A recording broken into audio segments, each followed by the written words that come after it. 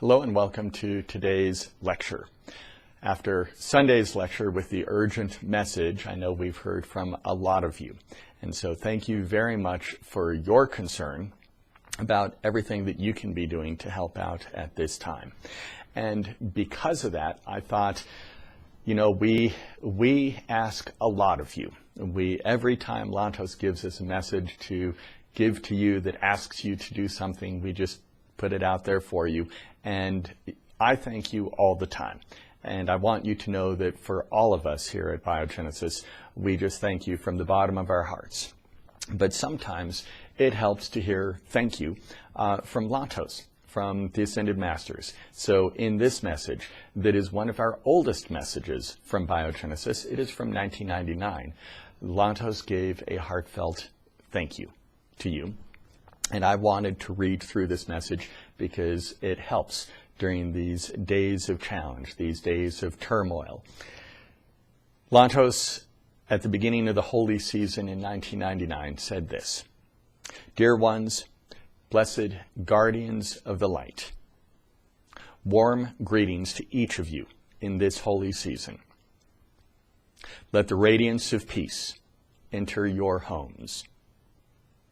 We are blessed at this time with the fruits of the endless efforts of all those who have illumined the path of purity for countless centuries. Humanity has given birth to bulwarks of light, torchbearers in each generation to guide the fellow seekers through the corridors of darkness. You, precious ones, are the illumined rays during these days of passage from the millennium of progress into the millennium of light.